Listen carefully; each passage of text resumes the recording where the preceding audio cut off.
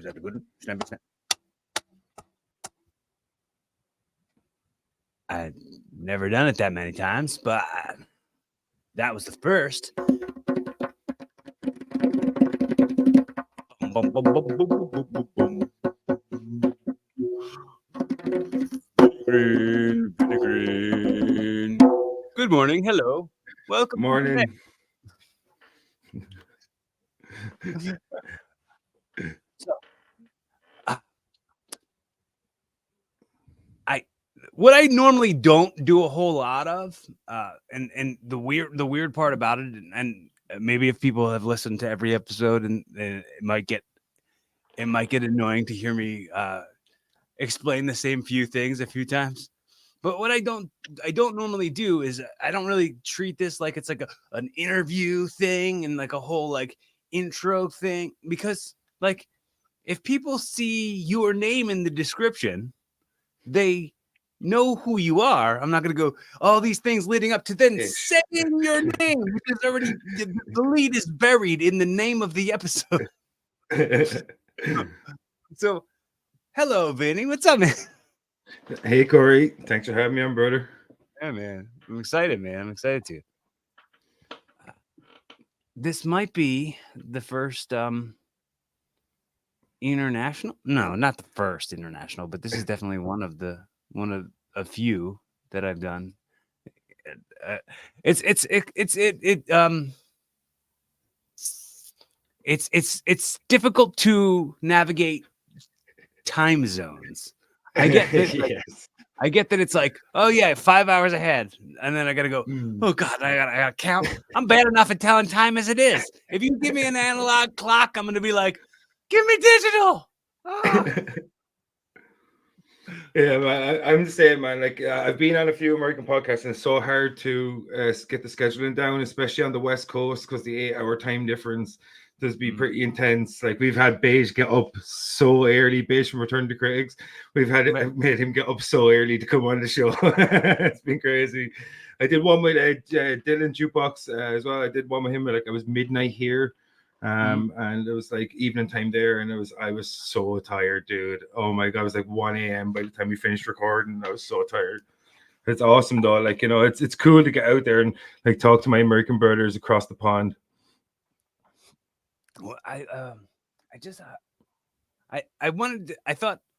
thought anybody who's like in that group of folks that Dylan put together, I wanted to just kind of like connect with everybody and us kind of collaborate in any way we can with each other, and just kind of be resources for each other. That's awesome, man. I really appreciate you having me on, man. It's been a little while since I have been on a podcast. I used to do podcasting back during the pandemic majorly for about like 2 years. Did a horror podcast, Invasion of the Potty Snatchers. I stopped doing that at the start of the year to concentrate more on writing because I really needed to get this book finished before I went insane trying to get this book finished. So that's pretty much my journey.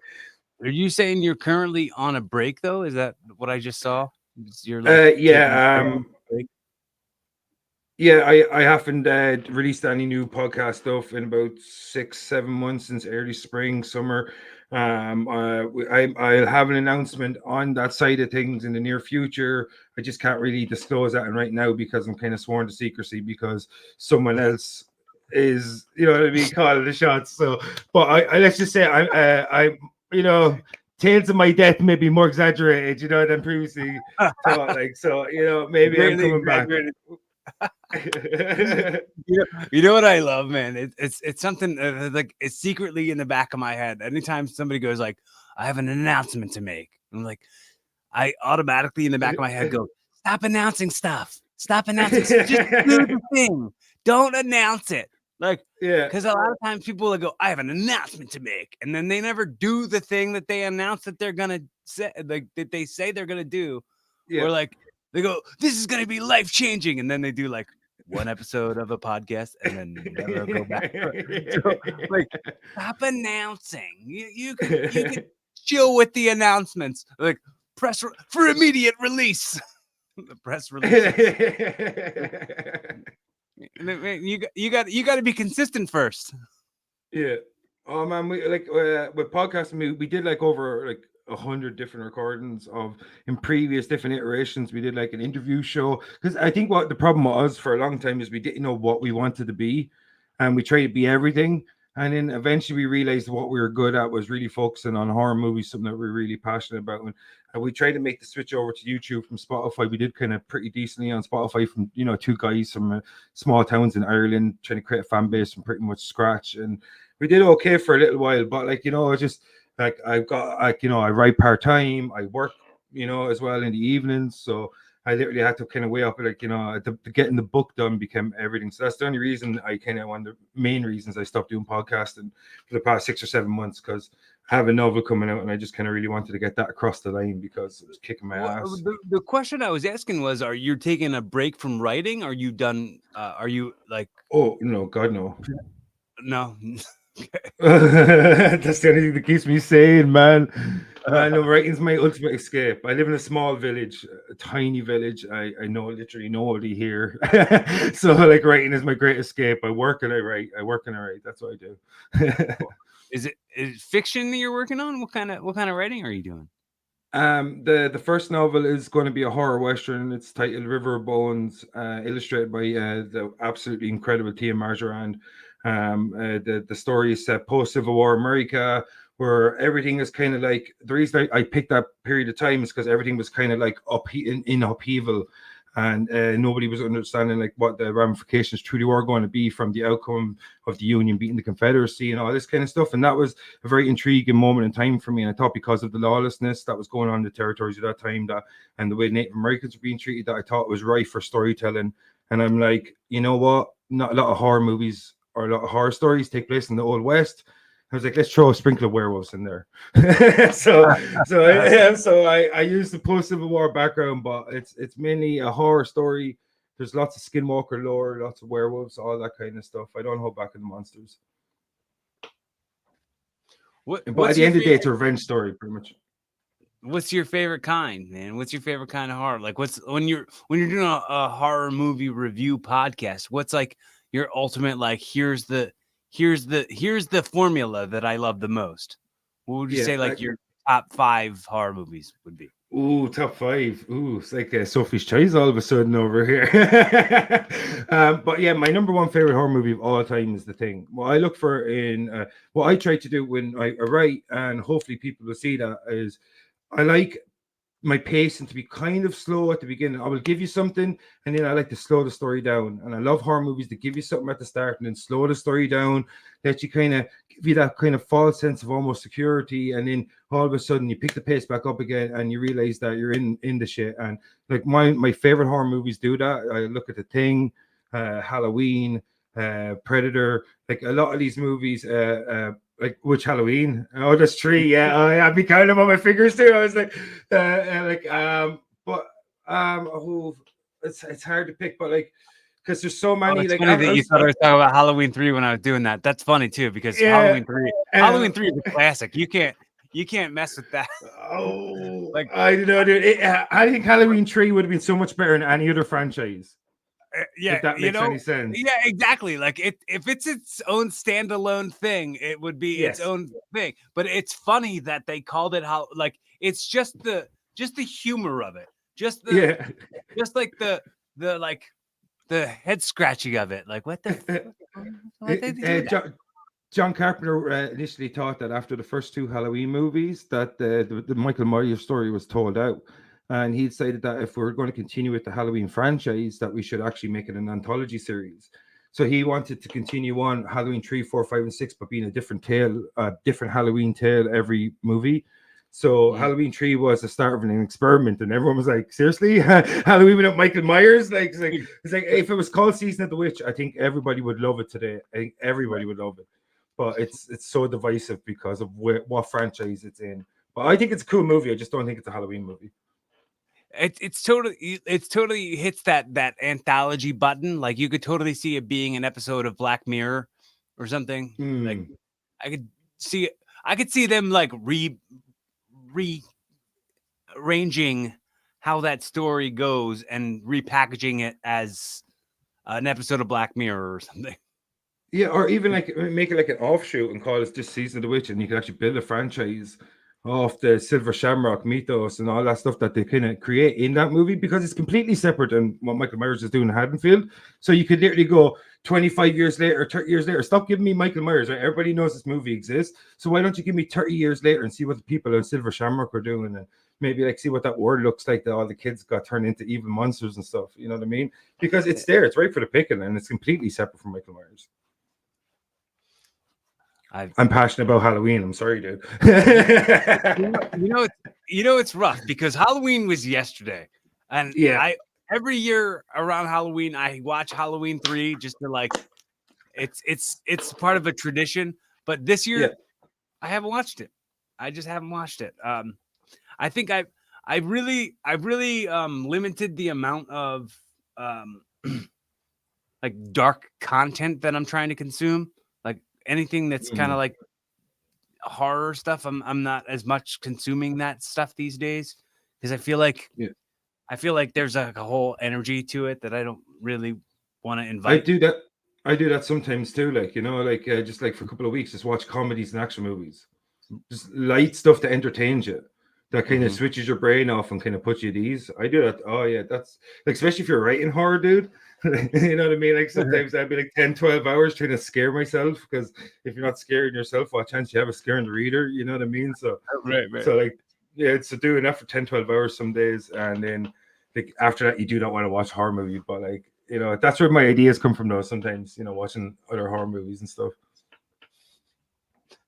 Well, are there any it's funny I was thinking about like transitioning from horror movies and thinking about like conspiracy theories. Like, are there ones that you're like full on like subscribed to, that you all the way believe? Well, okay, yeah. So yeah, like in terms of conspiracy theories, right? I one show that I used to love growing up was Ancient Aliens. And I thought it was absolutely fascinating. Just the hypothesis, like just the mind game, you know, just the whole thing of like an idea experiment or something. Just think about that. But the more I look into it, the one if you want to call it a conspiracy theory, I suppose, because it's not really proven, is I do believe that earlier on in humanity that there was an advanced race that has been lost to history, like an Atlantis or something like that. I'm a big believer in Atlantis.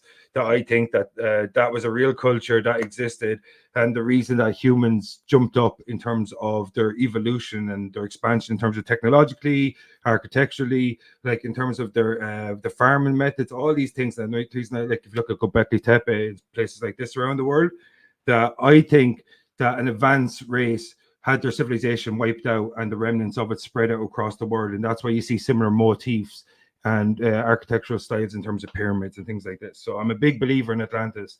And I kind of became a believer in Atlantis the more I watched Ancient Aliens, because I'm less a believer in aliens coming across the galaxy and more believing that an advanced culture actually spread out and help other people evolve.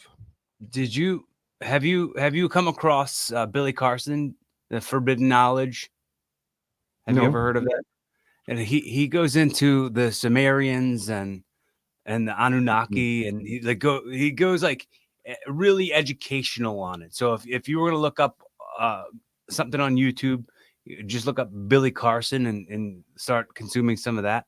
That's definitely, I think it aligns with where your brain's going, especially going like he was just in Egypt, and he has like a book out where he's like it's a compendium of the hidden scroll. Like he's like breaking down the Dead Sea tablets. Scrolls. Yeah. It's pretty interesting.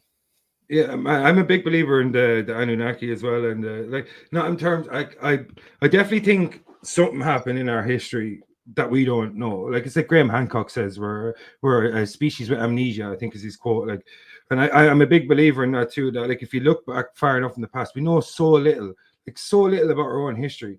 Think about like great civilizations that are lost. I love a podcast called Hardcore History by Dan Carlin, and like civilizations get lost so quickly through history, like so easily as well. Like there is occasions where great civilizations Like look at the Romans. So like the British didn't even know who built most of these things in Britain, and they were done with the Romans, the greatest civilization that was ever known to man at that speed, that time. Like, and it's so easy for civilizations to get lost after hundreds of years. Could you imagine if there was no written word for a period of 5,000 years? Like 5,000 years. Could you imagine how much was lost Right. in those Everything 5,000 was years? You whispered know? down the lane at that point. It's Yeah, like, exactly. oh, Like, well, I heard this had happened. Did you hear what actually happened? Like, yeah, exactly. Like, you know what I mean? So it's like, yeah, it's right, like the game of Chinese whispers, and you're playing Chinese whispers for five, ten right, thousand years. right. And Yeah. that's what I think, like, you know, where people came from above and all this kind of thing. It's like, it's an exaggeration of stories that maybe occurred. And that's something I believe in, where maybe they didn't come from above in terms of the sky, but maybe they came from, like, you know what I mean, over the horizon or something like that, where it's just that it's misinterpreted over time. And like, you know, there's lots of tales of sea people and all these things. And Well, sorry. I was just thinking about how, like, sorry to interrupt. I No, go apologize. ahead. But how you said the sea people, the ocean is so big. Like Yeah. the ocean is so deep and dark and like there's so much we don't know about what's Mm. down there as much as we don't know about all that space that's up there, you know? Yeah, dude, I think there's more civilization and archaeology that has to be done underwater than there is underground. Like if you look at the way the sea levels have risen and stuff like this over the thousands of years and hundreds of years, and more like archaeological finds are being found off the coast of countries, like Mhm. massive discoveries. Like, and that's why I'm a big believer in Atlantis. And if you look at the place, like I think it's called the Ives of the Sahara, and it has like the whole concentric circles, like and it has geography is where it's situated is exactly how Plato described. And like, because like I just think that like it makes sense to me that a civilization was wiped out once upon a time, and that the remnants evolved humanity, and over time the stories of this advanced civilization were probably exaggerated. And that's where, you know, the ancient aliens thing probably comes in, because their technology seems so advanced that they didn't have the words to describe it. And I think, like, you know, things like Thunderbird and stuff like this, that fascinates me, the Native American myth of the Thunderbird. Like, what was that like? You know what I mean? Like, there's just so much that the humans, like anthropology is something I wanted to study when I was younger, but I was a procrastinator, and I'll tell you more about that later. Hey, but Well, I'll tell you, you know what? Tomorrow. yeah, tomorrow, next time. But yeah, so like, yeah, human civilization, anthropology, archaeology, all that stuff really fascinates me. But like, there's too much we don't know. Like, do you believe in aliens? I think so. Yeah. I mean, It's it, like the it, it, Fermi it, paradox or something. it So. it's like that's there's so much not explainable thing. You know what I mean? Like unexplainable Mm. things. Like that seems like the most like break it all down. It seems like it would make more sense than everything that makes no sense. Yeah, it's like if you find a squid in the ocean, you're like, it makes as much sense to find something like that in the vastness of space. You know, that kind of Yeah, thing. Like, it's, yeah, you yeah. know what I mean? It's just, it has to be something out there. It'd be so sad if there's nothing out there. Like, it'd be so boring. Like, dude, Like like, all that. imagine how boring like that would be I in mean, existence if I we're the get, I only get saying things. such a waste of space. It Yeah, really is. yeah, The space itself is a yeah. waste of space. There's nothing out there. There has to be something out there, dude. Like, could you imagine, like, if we're it, like, you imagine if we're the last remnants of civilization throughout all the entirety of the galaxies. What a disappointment we are. Dude, it, it, it's it feels arrogant to say that we're the only smart thing. Yeah, yeah, dude. It's There has to be something else out there. ridiculously arrogant to believe that humans are the only smart thing that exists. Um, I mean, look at even on our planet, like dolphins are smart, right? Like so, there's got to Squids, be. octopus, cephalopods Did, themselves were smart. did you watch the Beavis and Butthead movie on Paramount? The Beavis and Butthead Do the Universe. No, is it good? Oh my God, yes. I seen him do America when I was younger. That was awesome. They did a sequel called Beavis and Butthead Do the Universe, and it's like they do time travel stuff, and the future versions of them are like way in the future. It's like kind of dolphin culture. Dolphin culture. It's fun. Oh man, that's awesome. Well, what about I just saw something like the other day that made me think, oh, I was like, oh, I'll ask Vinnie about that when we talk on Wednesday. The I guess I saw a video that was like Sinead O'Connor talking about how like the famine wasn't real. Have you ever heard of that sort of thing? So with the hypothesis, which is it's pretty accurate in a lot, like it's kind of been proven that the famine, people say that people really think that the Irish entire culture was sustained by the potato, is preposterous, right? The reason we were reliant on the potato is because all of our other crops were being taken away from our country by the British, and we were left with the potato, which is actually not even natural to Ireland, was brought over by Sir Walter Raleigh from South America. So it's not even a natural crop in Ireland. So we were left to sustain on the potato, and what happened was there was a massive blight, wiping out our only leftover crop that the British allowed us to have, allegedly, to cover myself, right now, legally or whatever. But like, who's going to sue me from famine times? But like, you know, so it's like the hypothesis is, yeah, that's the British pretty much. The British, I got you, Green. But yeah, the hypothesis is that the British stole pretty much all our major crops and grains and all our natural resources, and left us relying on the potato. There was a massive blight one year, wiped out the potato, and left us pretty much starving to death. Millions of people emigrated, and the rest pretty much almost all starved to death. But it was an enforced famine, not by nature, but by colonialism. Suck that, Britain. What up, Britain?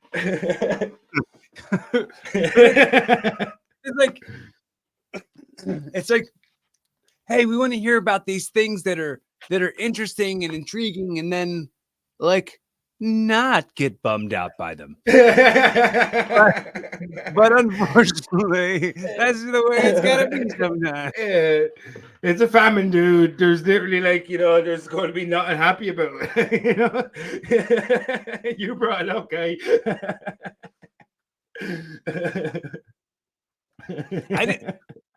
I'm accountable to that. I wasn't here, but like, hey, dude, you want to know about the famine? Hey, man, 9/11, right? Oh my god. I just want to talk about the architecture. That's it. Like, on that day in New York. You ever see that video where the guy does the tightrope walk on the Twin Towers? Yeah, but Wild, movie too. Joseph Gordon-Levitt's in that movie, right? Oh yeah. I forgot they came out with the movie. I never actually watched it. Yeah, it's good. It's okay. The documentary's better. Yeah, I think I heard that.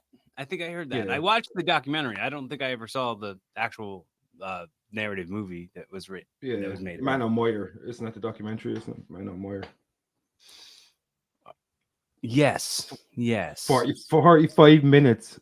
He went out in between the Twin Towers. 45 minutes. 45 minutes. Yeah, that's how long he was on that high rope, dude. That's totally unnecessary. Yeah, who just wants to take risks like that? Yeah. Just do it once, dude. We get it. You got it done. Just do it once. It's like that dude across the Grand Canyon on a tightrope. Did you see that guy? And he's like, oh, the whole, like, at the end, he's like, oh, Lord, he did it for fame, and I don't know who he is.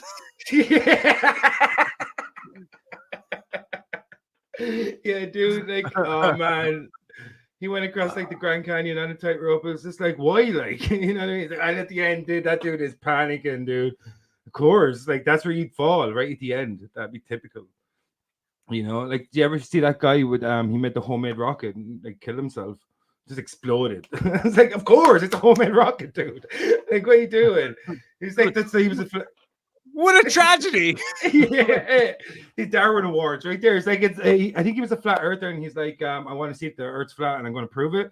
So he went up in a rocket, homemade rocket, and it exploded or something in midair. Like, dude, just no homemade rockets. No, just no. Like, unless Red Bull are sending you up there, just don't do it. Like, Right. Red Bull will see you down. Did you ever see that dude when he jumped from the stratosphere? The Felix Red Bull thing, Baumgartner yeah. I saw or I saw that. Baumgartner? Sorry.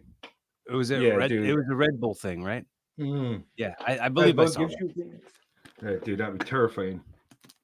So, um, how much research and how much credit have you given to any kind of flat Earth theories? I was on a podcast a while back with David Weiss, I think his name is. Sorry, David, if I got your surname wrong. It's been a while and I've been busy. I know, but like, yeah, I was on. Dylan had Don't him on. apologize to him. He's not going to hear this.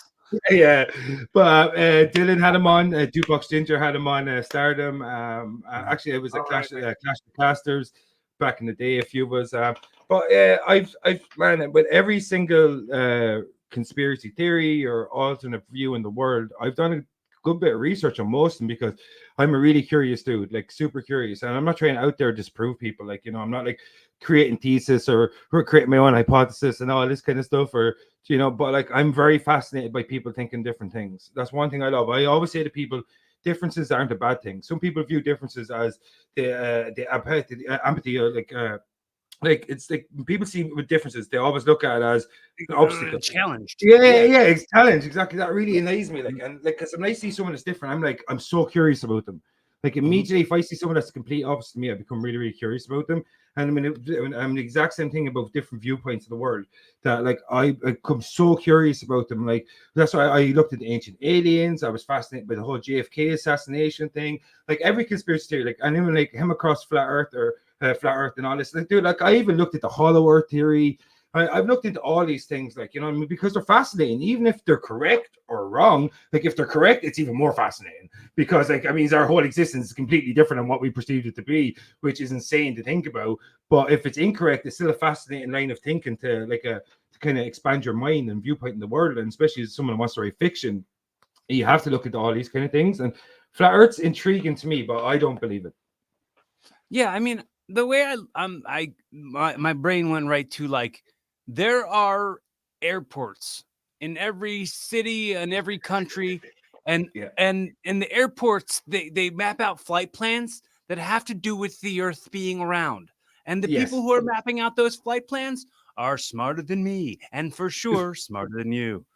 Yeah, exactly. Like, like, look at, man, have you ever seen those flight maps? Like, how many airplanes avoid each other every day? Right. Like, Yes. you know what I mean? Those people are geniuses. There's no way that they're making the people who map out flight plans sign NDAs to go like, the Earth is flat. Don't tell anybody you know the real story. Yeah, there's like hundreds of thousands of these NDAs all over the place. Right. Nobody's that good at keeping a secret. Yeah, like, yeah, dude, there'd be a dude on the podcast. He's like, I'm about to break my NDA straight away. Somebody pays a compliment to somebody else, a flight plan guy. Hey, you're really good at keeping secrets. And he goes, oh, I'm flat earthed. Oh my god. Oh, that is fondue levels of cheese right there. Oh my god. Fondue That's level of tasty. cheese is my whole brand. I love it.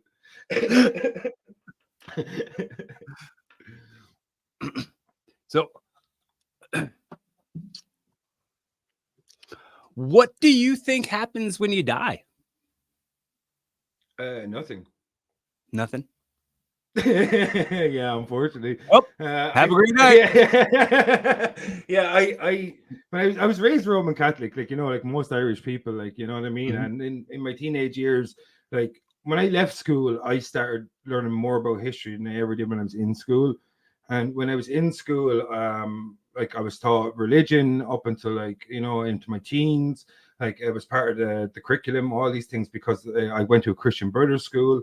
and all this thing, like, and heaven and hell and Christianity, Catholicism, all this is well ingrained into me and the most Irish people. And like the thing about it is that like I was raised in all these things about the afterlife and all this, like, but I just don't see it. Like, I just think it's when something's too good to be true, it often is. And I think that like an afterlife is almost too good to be true. And I think we like humanity or creation, it's almost very cut and dry. We exist, we try to do the best we can with existence, and then we stop existing, and that's it, really. Unfortunately, you know, I wish there was something cool afterwards because it'd be so boring to be dead forever. Like, but like, you know what I mean? Like, well, boring kills me. you won't know. You won't know. It's not like you're gonna be Yeah, dead. exactly. It's not going to affect me right now, personally. Like, it'll get me, but it won't affect me. You know, but like, yeah. Yeah. It's boring to not exist. No, it won't. No, it isn't. No, it isn't.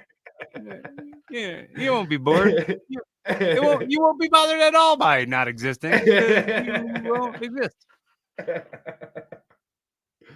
Oh man, it's true though. Like, but yeah, like, do you believe in an afterlife? Do you think there is something after this, or do we reincarnate, or what? Like, what do you feel I'm about it? so ridiculously unsure, and I'm fine with it.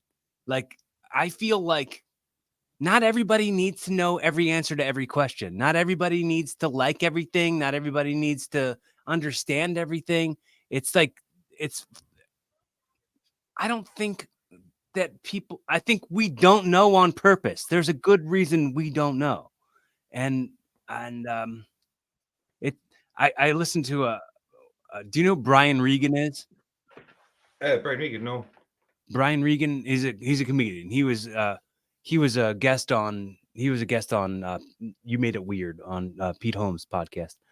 Uh, I thought you a said I bunch made it weird. I was like, shit, what did I do? no on a podcast.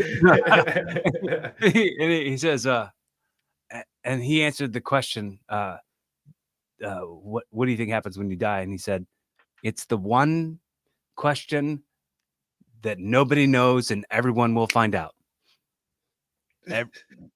For sure. Yeah, everyone's going to find out, but you know, like maybe that's part of what like guides you through life is trying to like live a life that would make sense or be valuable, you know, have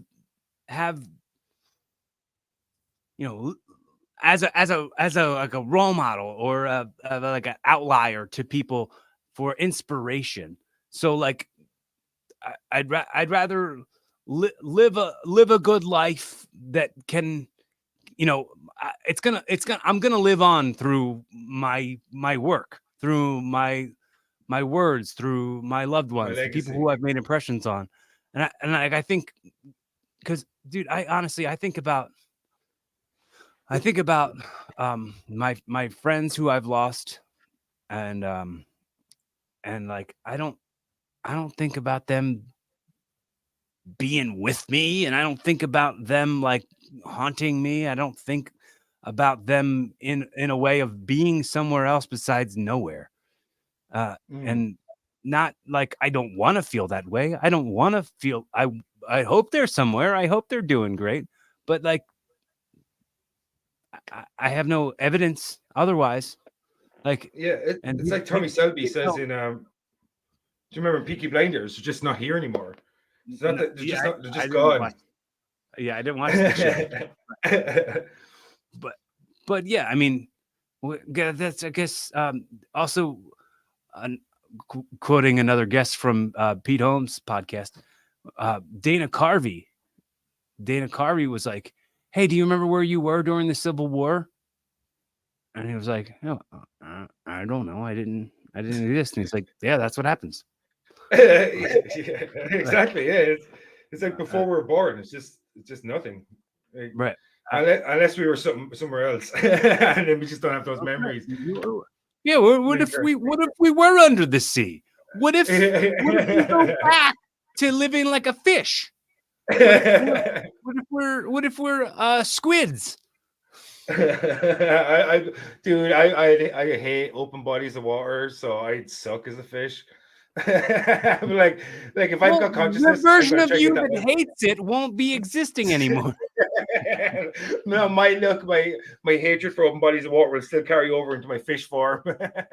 I was just like, yeah, I thought I couldn't hate existence anymore, and I already did, but here we are.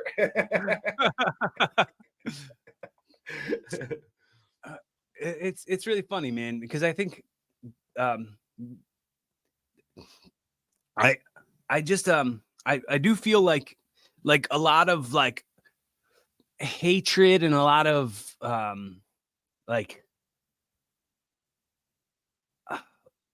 a lot of emotion is just human. It's so human.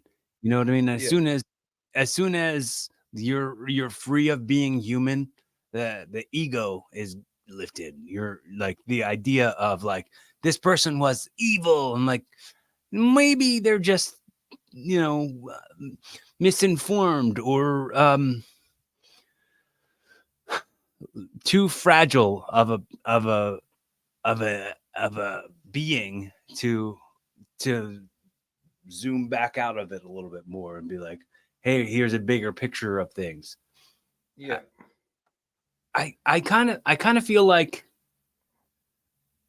and I've said this a bunch of times on here, but I feel like what we all are is a little piece of what God is, right? So like I look at what God is as like the oxygen, the wind blows through the trees and the oxygen comes out and we breathe that all in. I think that's the same thing that sparks the electricity that keeps our brains alive. So that's yeah, the same breath in and out of our lungs. I think that's part of God, and I think that's inside of us. That's that spark inside of us. So like yeah. we're always kind of a piece of God, and I don't think that goes nowhere. I mean, I feel like it's got to go somewhere, and at the same time, I still think we're living we're living as long as people remember us. You know, as long as people take take some of that wind, some of that energy, some of that God energy from you and still keep living it through and Yeah. still keep being inspired by what inspired you in some way.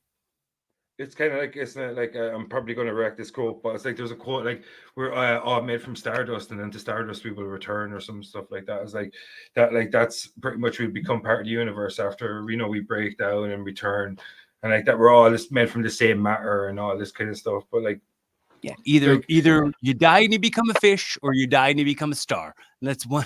yeah, it's like Lion King or something. Yeah. It's just like Lion King. Like everything falls against you, Puma. Cory, remember, Cory.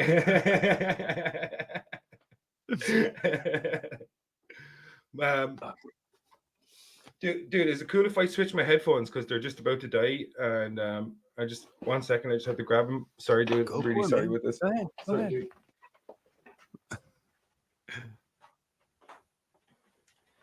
I love Technical people are like, I'm difficulties. sorry. I'm sorry about this. I'm so sorry. You don't have to be so apologetic. It's okay. It's Stuff my Irish happens. upbringing, dude. I mean, I think I say that to anybody who starts apologizing to me for stuff that they shouldn't be too sorry about. I always go, hey man, stop being so sorry. It's it's not affecting me in a way that really hurts my guts. I especially like when you walk past somebody and like are trying to like nudge past and then they'll say sorry and I'm like, you don't have to say sorry, just say excuse me. Just you say excuse me. If you say sorry, then it to me I go like this person's used to apologizing for existing. Like like myself, I'd stop I started I guess last year, or I don't, I can't remember. Just it's been within the last couple of years where I've said I'm tired of apologizing for stuff I'm not sorry for. Yeah. And I'm for sure not sorry about taking up space in between. You know what I mean? I'm certainly like I I own this space I'm in. I, I Yeah. deserve to be here. So I'm not apologizing for just existing. Dude, the whole Irish thing, I was told when I was in primary school, the reason we say sorry instead of excuse me is that when we were ruled by the British, that like we had to apologize for being in their way. So instead of saying excuse me, we would apologize so that we would say sorry. So that's why like most Irish people, when we were kind of budging past it, we say sorry instead of excuse me because it's kind of ingrained into us through, you know, hundreds of years of colonization. I'm really after the British today for some reason. I love all Britons. Kind of Hey, ish. let's bag on the British some more. Oh, dude, my headphones were dying though for like the last like 10 minutes. I was like, oh no, don't die on me headphones. Oh, dude, Bluetooth technology never fails to disappoint. Yeah, I stopped wearing headphones during the podcast because like it's my ears started hurting, like it would push Oh, my ears up against my head, and yes. I it was a mixture of that and like I think like I saw a lot of people were starting to like lose their hair from headphones on the top of their head, Oh, and really? uh and I don't want that. He's got that luscious mane there, so you do. I don't know if you can tell, but well, you absolutely can't tell. But under my hair, like from right here all the way up through my hair right here, there's a big old scar. I had a brain surgery in 2011 and all my hair grew right back. Right. So they just like shaved like a little strip of my hair Yeah. and then it all grew right back. But there's a big old scar under here. So Oh if my I god. put headphones on and I get a bald spot right where my scar is, I'm gonna be traumatized. So therefore, I stopped wearing headphones. It's a fair trade-off, though, isn't it? You know what I mean? Dude, if I could turn the clock back in my hairline, I would. But here we are. What did you do you have bald spots? Did you lose your hair? No, it's just it's thinning, dude. You know, I'm getting there. I'm getting there, dude. It's in my It's family, thinning. dude. Yeah. It's getting there, dude. There's no escape, dude. There's no escape. There's only valiant defense. Yeah, man. I've been super grateful. I'm super grateful all the time that I have this hair. The fact that like it came like you know Naturally. that the whole brain surgery thing and like Yeah. them having to shave it for it to come right back and it absolutely not even be noticeable at all. Yeah. Like unless This I tell anybody about it, they don't ever believe it ever happened. Why do you mind me asking, why did you need to get brain surgery? Was it an accident or something, or you? So I had what's called an AVM, a cranial AVM. So it was an arterial venous malformation. So basically, like the in utero, the veins in my frontal lobe here, Yeah. they crossed instead of like going how they're supposed to go. They crossed. So it caused a brain bleed, and my brain was bleeding into the front of my skull, and it caused me to Jesus. have like a real bad grand mal seizure, and and then they had to do Fuck. a craniotomy. It sounds so barbaric to be like, Uh, I had craniotomy, but they they they they cut my head all the way across, and then they peeled my face down. So like they peeled my face down and then put like a little metal plate up in here, a titanium plate, and yeah. they resectioned. They cut my skull open, and then they resectioned the veins, and then they screwed it back on with titanium screws and a titanium plate, and then stapled my face back on. But if you Stapled see, my face back on. yeah, stapled my face back on. Like So, face off. yeah, exactly. So like some of this, I have a I have like some scar tissue right in the middle of my head, right here, Dude. and I have like this little like this little pocket right here, like dude, this little dent, and that's it. That's it. I got to go back to wrestling. Like I dude. I was out of the ring for 13 months. That's it. Oh my Like god, isn't that that insane?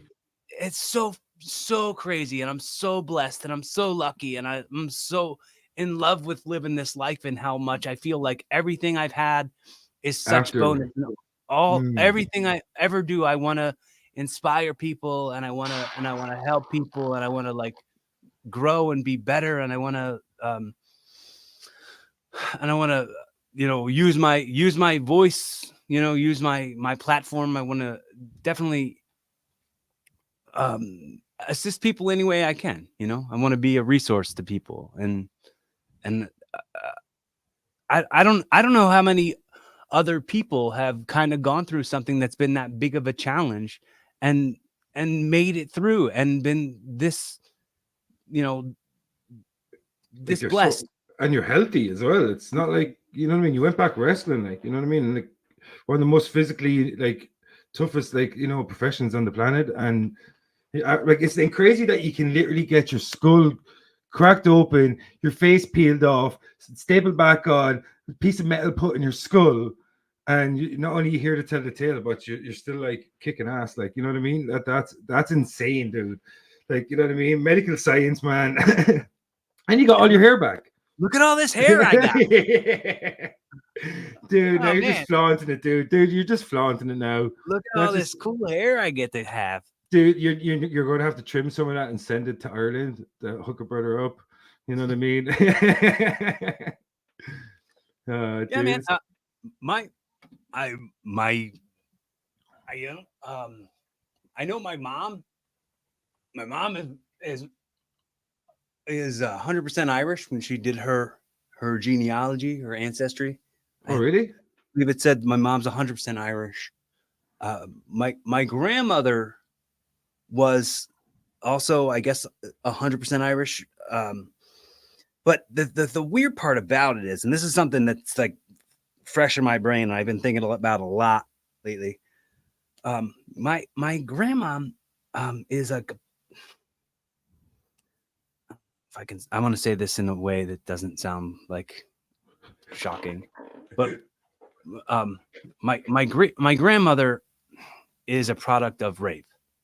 You sure? My great grandmother was raped by her dentist, and Shit. so my great grandmother had to move from where they lived to Philly, Yeah. and my uh, my grandmother was put up for adoption, and like a lot of like our family, we have no idea. Like there's just no way we can tell. Like What your lineage is, pretty much. no, yeah, no real idea. And I get curious about that a lot, because I go like, I know I'm the only wrestler in my family. No one else in my family is even a wrestling fan. Not even. I'm like, what if I do have family members who are also wrestlers, Yeah. also wrestling fans? Like, it's it's just curious to me about Yeah, because something wondering. gave you the predilection, like, you know what I mean? Because it's all ingrained into us what attracts us to the things we like, you know what I mean? And wrestling's all about the adrenaline, entertaining people, working with the crowd, you know what I mean? Like, so that must be somewhere in you from your Right. past, Well, I because, know my you know what? my grandmother my grandmother said that she had met her biological mother, and her biological mother was a huge wrestling fan.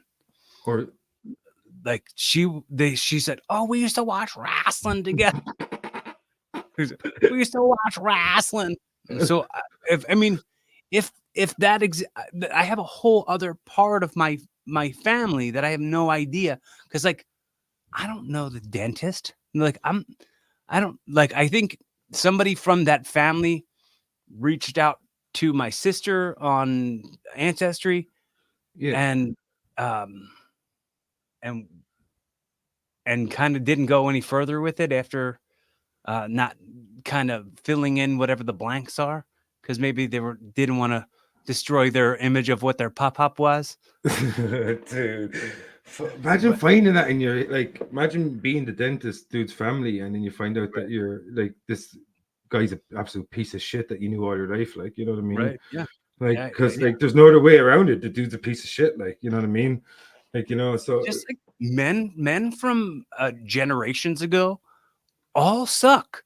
Like yeah, like somehow somehow men have been getting away with like so much abuse on women for so long, and like I can't even imagine that being something I have anything to do with. Like I yeah, can't imagine ever trying to like trick anybody to I can't imagine ever like being okay with myself yeah. doing that.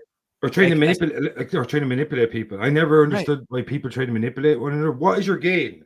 right. Like when people like I never one thing I never try to do is manipulate people because it's not only does it take so much effort. I'm naturally lazy, but like no, but like you know what I mean. But like And you got to it's keep just up with your life. yeah. It's like what, dude? What I have to like follow your life, pay attention to everything, dissect it. It's so much effort. But like, no, I just never understand why people are unfair with each other. Like that's something that always bugs me when people are unfair with one another because it's so unnecessary a lot of the times. Like and to manipulate people or to hurt people for no reason is just to me, I think it's a silly thing to do that has really real world consequences, and it's an unnecessary thing to do that has real world consequences to like try to manipulate someone or try to exert your control or dominance over people that are no way affecting you.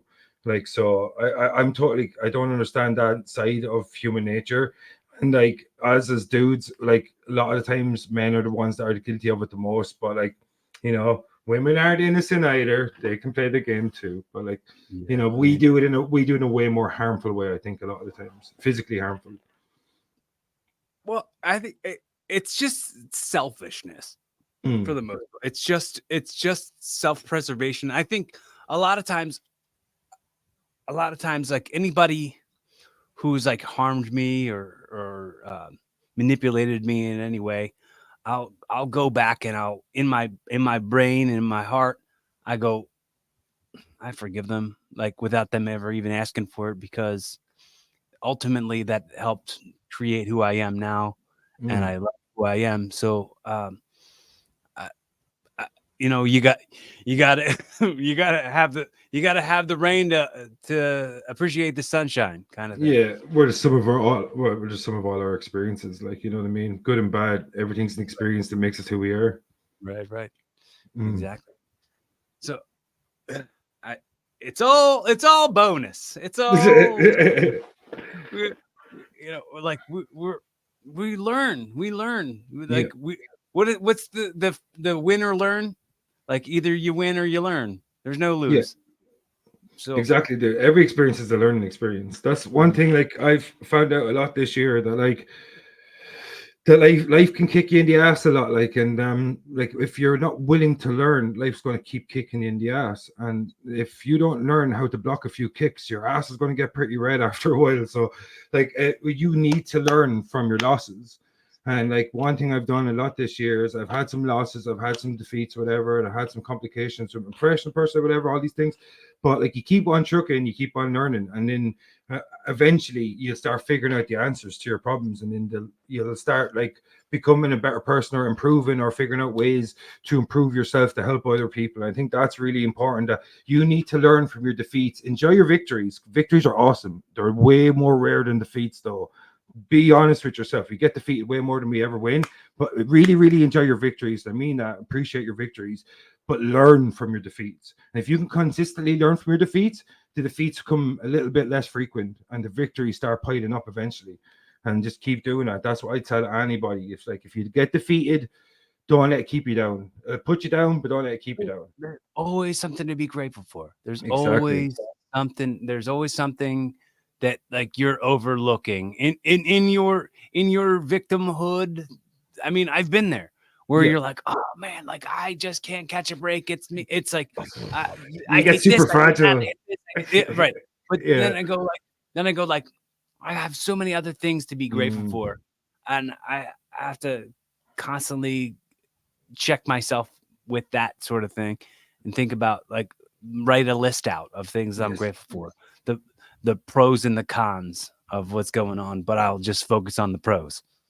Yeah, there's a method. Like, you wake up every day, say the 5 things you're most grateful for to yourself every morning. When you wake up, you say the 5 things you're most grateful for every single day. Remind yourself that even if you got bad stuff going on in your life, that there's always things that will put a smile on your face. I've got a young daughter. No matter how miserable I am, as soon as I think of something funny she says to me, or I'll send her a text or something, she always puts a smile on my face. You always have things you're grateful for, whether it's your work, whether it's personal, whether it's people in your life, anything. Find things to be grateful for, because otherwise you're just going to be a negative, morose human being all your life, and it's just going to weigh on you. And it's just, and we all have down spells. Everybody has down spells. Like, we're all humans. Like, as you said earlier, like, it's when the defeats, like, you get on a bad run and you can't see the other side of that rut, and you're just really, really down on yourself. And then you have to remember, what was I? Who was I before the rut? What was I? Who was I before I started getting these defeats? And how do you learn to win again? And that's what life's all about. Just keep figuring out how to win again. I mean, just I think I like to look at this like constantly with asking anybody, like, Yeah. whatever your problems are, whatever your biggest issues are, say maybe to yourself, if my best friend was going through this, if somebody I loved the most was going through this same thing, how would I advise them? My brother says And that to me all the time. and also, like, would I want to be around me if I wasn't me? Would I want to be somebody listening to my problems if I wasn't me? Like, what can I be that's greater than like these circumstances? Because Exactly. circumstances are always going to come up. So if circumstances constantly come up and you fold every time circumstances come up that aren't favorable, like, how many times can you expect people to, like, still have your back and still be your support system if like you're gonna be defeatist? Exactly. Because, like, at the end of the day, like, people will pick you up, but you have to stay on your own 2 feet after they pick you up. And it's your job to stay on your own 2 feet after being picked up. And then eventually, as you say, you can't just keep relying on people. If you are a defeatist, you're going to keep being defeated, because you're not going to try to figure out how to win. And that's what life is all about. Like, learn from your defeats, because your defeats will teach you how to win and teach you how to improve yourself. But you have to have the right mentality and the right attitude to keep getting back up. Because eventually, like, as you say, people will stop picking you back up, and they will leave it to yourself. And if you haven't figured out a way to pick yourself back up at that stage, you're going to stay down forever. Like, and that's the thing about life. Like, so what I would say to anybody is, if you're getting your ass kicked, just, like, figure out how to block a few things. Just shell up for a while. If you want to be fragile, be fragile. Everybody has fragile moments. Shell up for a while. Figure out what you're going to do when that shell cracks. And then when that shell cracks, if you haven't figured out what your actual defenses are, then you're doomed. You know what I mean? But, like, that's the whole thing. Shell up for a while, be fragile. But at the end of the day, figure out what you're going to do when the shell cracks, because you got to be ready to be picked back up again and go after it, Vinny, man, just a few more things and I'll send you off into the sunset with a hot dog and a handshake. All right. Awesome. Thank you, brother. So, I speak about it. I'm stuttering. Sorry. Excuse me. Take your time.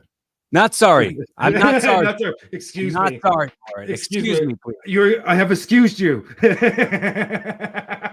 Could you imagine if that was the response? If everybody who says excuse me must be excused by the person they ask, I beg your pardon. You don't have to beg. You don't have to beg. You have my pardon. You have my pardon. It's cool, dude. We're good. We're good. Oh, man, that's awesome. I'm always super fascinated with having conversations that are on the record. The part of it being on the record for me is important, because this stuff is outliving us. I look at this as like it's me almost creating a legacy and giving a platform for the, like, let me say, I called the show Evolving with Cory Kastle, not because I'm Cory Kastle, but it's like the version of me that you're going to hear in episode 1 versus uh, episode 311 is going to be a different guy. Yeah. So I, I say that because I want to say on the record how much I appreciate your time. I appreciate the currency of your effort, and I'm looking forward. Let me just say, let me be a resource to you in any way. If you ever think of something, if you want to like brainstorm on ideas for your next horror book, if you want to write a book about a raping dentist from the early 1900s. There's a short story there for sure. Like, you know what I mean? I could tell you the show. Yeah, dude, I could throw 10,000 words at that, no problem. Like, you know what I mean? It's not going to be good.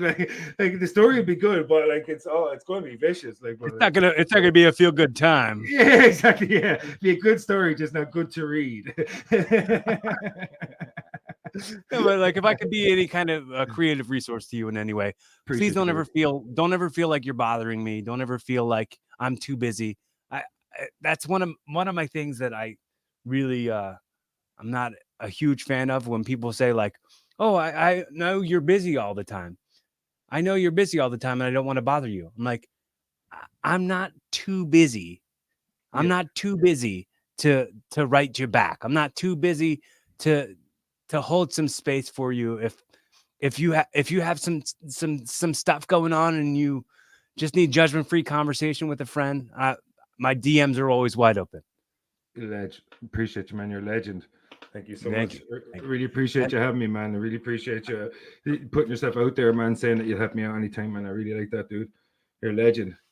I, I say that to say you've been you've been on the podcast now, and I've been asking you questions.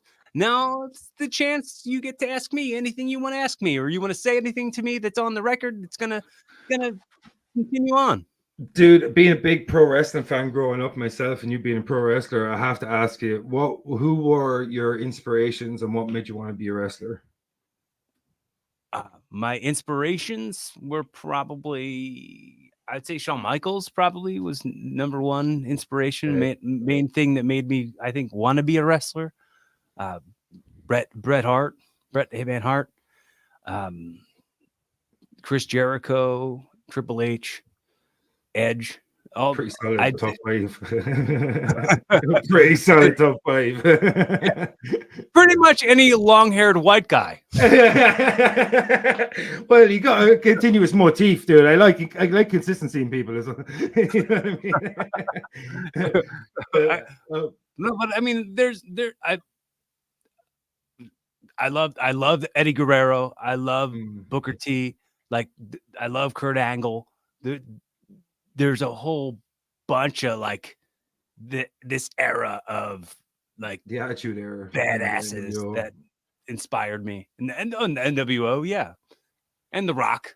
Yeah, man, like then the '90s, the Attitude Era, like the Monday Night Wars was just the pinnacle of wrestling. I think it was, man, where it still had the mystique left over from the '80s, and it still had like, these larger than life like characters, and you had like this, like when you have like the WCW, NWO, and then you have WWF at the time with the Attitude Era, man. It's just like I've watched the Monday Night Wars documentary like 4 times in my lifetime. I think four or five times. So It's great. just it's Yeah. so good, man. You know, and another one, the collapse of ECW was or the downfall of ECW. I think it's called another amazing The rise and documentary. fall, the rise and Rise and fall of Fall. Sorry, yeah, sorry, dude. Yeah, yeah, that was a great documentary, man. Absolutely great yeah. documentary.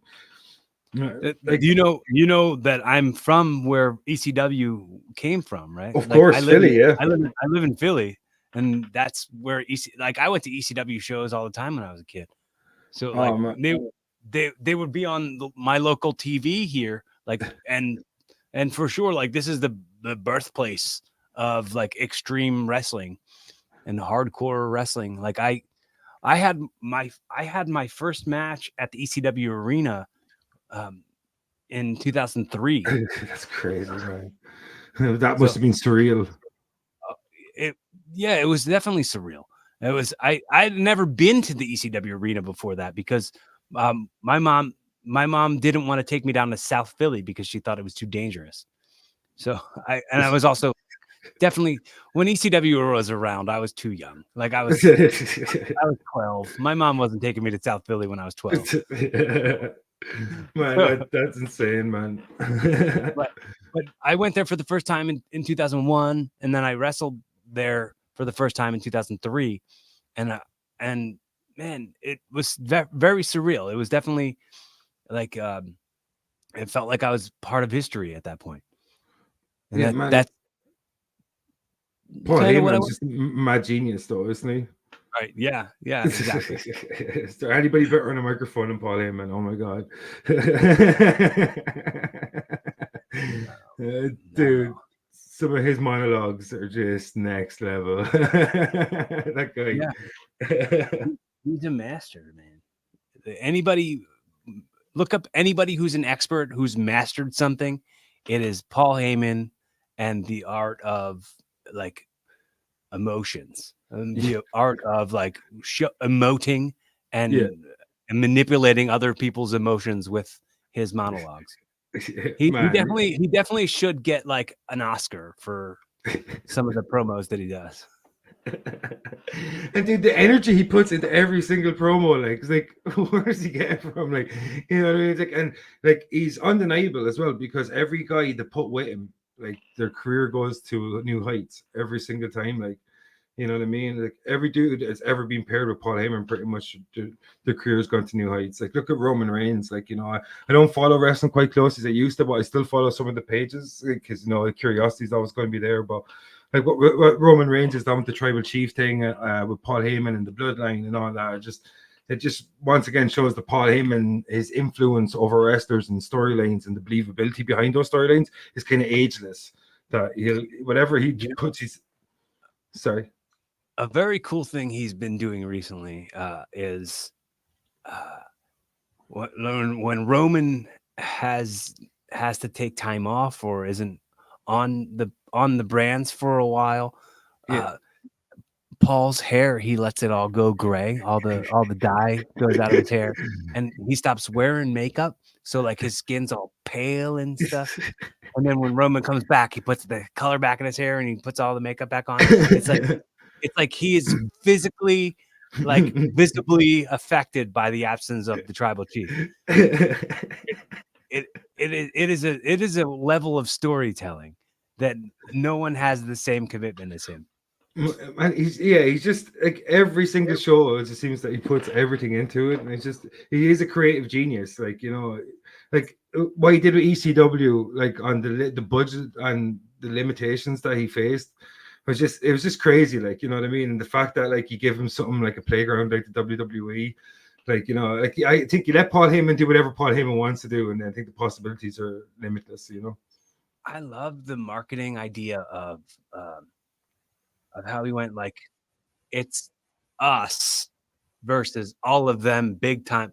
We're here because they want you to have that kind of product, but we're going to give you this kind of product. I loved that. The whole like he compared like the rock and roll scene, I guess, Yeah. and all of what was going on. He said there's hair metal in the 80s and then in the 90s were like pro wrestling was stuck in this like occupational sort of like hair metal sort of state, and he was like we're gonna be the Nirvana of professional wrestling. We're Counterculture. gonna be the grunge metal, change up what the whole thing is. And I want to do that to wrestling now because wrestling now is especially on the independent level is definitely formulaic as hell. Like you know, you're gonna see, and I mean, even if you're watching WWE or AEW, everything kind of follows the same 7 steps for every match, and everything looks more like back in the 90s or 80s and 90s. You watch wrestling, it didn't look like they had every single thing planned out ahead of time, and that was what made like it looks faker now because it looks like they're dancing. It looks like more polished. it's so polished that it people just go, I don't even care to watch all that. It's like when you watch a poorly choreographed movie or an overly choreographed movie where you can see the steps, you can see the pre-plans. Whereas, like it's like what you're talking about in the Attitude Era, mistakes happened, and like it was a bit messier and it was a bit crazier. But because of that, like if anyone's ever been in a brawl in their entire life, it's fighting is so messy. Fighting in a crowd is even messier. Fighting with a crowd is even messier. So like all those kind of things were wrestling back in the 90s. I thought they encapsulated the reality of what it was like to be in an actual street fight. And it was kind of like, back in the 90s, we're like, yeah, this is kind of like it's almost always a street fight, but like, it's messier, it's more visceral, I think, as well, because of the bloodletting. I know, like, you don't want that to happen all the time, but like, with the bloodletting and stuff that happened back then, the cutting, like it was a lot more visceral back then. I think now you can see the product, and the fact is that the kind of mystique has kind of been gone as well, because everyone has the social media presence now, so, and everyone kind of knows the kayfabe things and all these kind of stuff. So like I think like the 90s, there was this purple patch when you had the Monday Night Wars and you had ECW in its heyday, and it still had a little bit of the mystique left over from the 80s, but it was turning into this whole new product in a whole new way.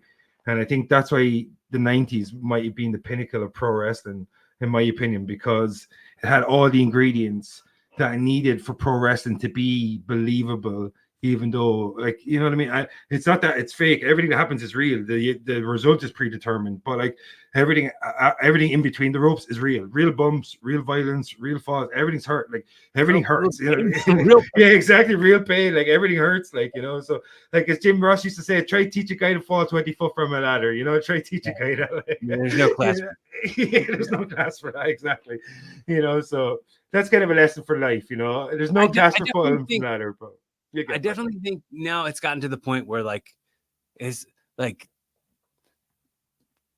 it's like too bubble wrapped. It's too safe. Yeah. Like it's too like, all right, well, we want it to be safe because we have publicly invest, this company's public, and we want to make sure everything goes the way we want it to go, so that we don't piss off the stockholders or any of that kind of stuff. And I think it's gotten also to the point, and I've come up with this word, and you can use it. Please do.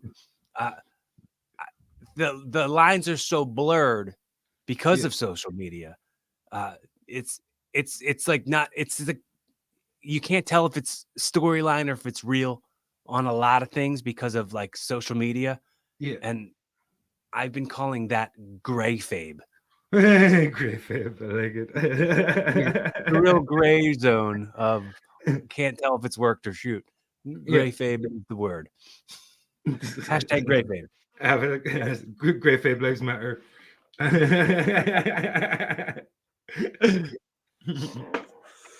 So I do this segment where I call it audio time travel.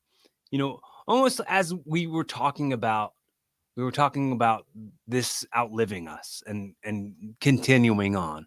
So let's say 20 years from now, in the year 4023, the day before your birthday, your daughter stumbles across this content, this recording in a like a timestamp type way, time capsule of right now, the messages that you'd want your daughter to hear.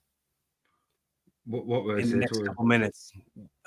What would those messages be? You're speaking directly to her. This is the time travel. You're traveling right into the ears of your daughter 20 years from now. I'll tell her one thing and one thing only, and that is, Astrid, spend my money well, because there's going to be a lot of it to go around. That's it.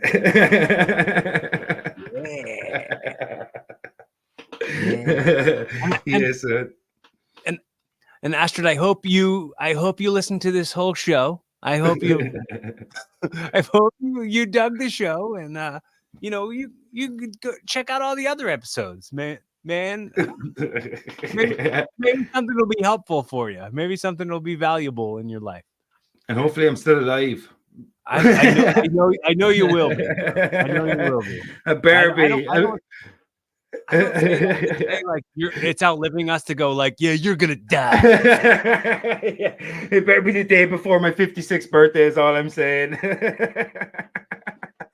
And I better be showing it to her because I'm like, there's this one time I was on this awesome podcast. This is outliving us, aka you're gonna die. This is a Like feel good time. it's like you see a red dot go on my forehead right as we're going off air.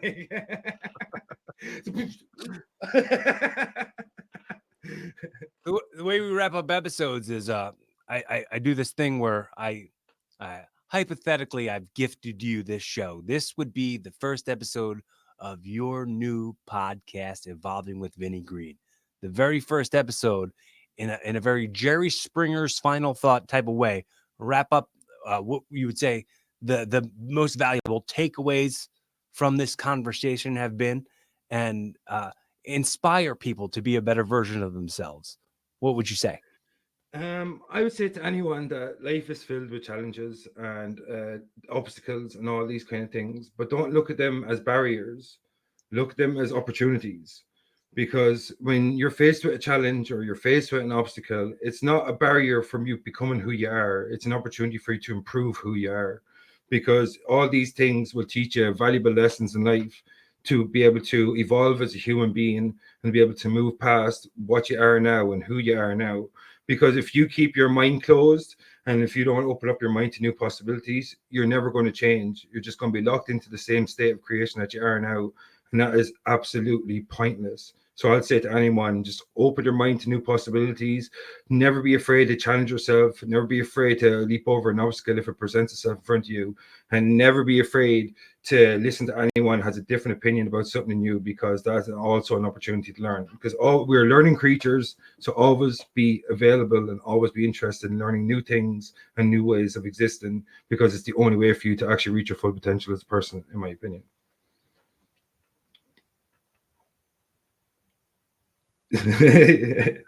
I love that. I dig it. Vinny, do you do any impressions? Oh God, no, dude! I'm trash at accents. I'm sorry, dude. I seen that at the end of Alejandro's show, and I was like, "Oh, I really hope he's only asking comedians to do impressions." I was like, "Oh no!" I was like, Alejandro. It's like he didn't do well with Seth Rogen. I'm putting it out there, Alejandro. And I was watching that, and I was like, "Oh my God! If he comes at me with impressions, I am doomed." So yeah, dude, I'm Dude, it's sorry. funny because you said accents right away. You said I'm not good with accents, and Yeah, it made me think about how um, I always I'm bad at deciphering accents. I'm really like when people have really strong accents. Sometimes yeah. it really twists up the words in my head. Like I saw Nate Bargatze a couple of years ago, and he was talking about. Do you know who Nate Bargatze is? No, He's a comedian who's like from Tennessee, yeah. and he has like a strong like Southern accent. And he was talking about a uh, Civil War reenactment, but I swore he said a silverware reenactment, and I was like, "Dude, that's when you get the knives and the forks and the spoons, and you're like, "Ta, ta, ta, ta, ta, ta, ta, ta." And, and then when you were saying the life would be pointless, I Yeah. was like, it sounded like to me because your thick accent. I was like, did he say pintless? Like a bar without pint glasses? The pint. We're a pintless bar. We only got mugs here. Yeah, that my accent, like I'm from the Midlands, so we kind of mispronounce certain words, like even though like I'd be considered well spoken enough that like th becomes a d and stuff like that, and we drop letters at the end of certain words. So yeah, so instead of me saying pointless, I'd say pointless, because like that's the way we say it, because you know that's just Hey, the way we say we only have it. mugs at this bar. Mugs, drink straight from the tap, dude. Come on, we're Irish. Just like, just put that head back behind the bar and just drink till you pass out. It's what we do. So, Oh, man. since no impressions, uh, Yeah, I'm sorry. no impressions, Only good ones. I hope I made a just good impression. if you want, just Yeah. say the end. The way we wrap up the show, you say, "Be fun, have safe, keep evolving." Do you want me to Whenever say you're, now? yeah. All right, folks, be fun, have safe, keep evolving with Cory Kastle. I'm Vinnie Greene. See you next Yeah, time. dude. Anybody who's been with us this whole time, checking out the whole show, I appreciate you so much. The only thing I'll ever ask is, just let me know you exist, man. If you've dug this piece of content, just interact with it somehow. Let me know you exist. Prove to me that you exist.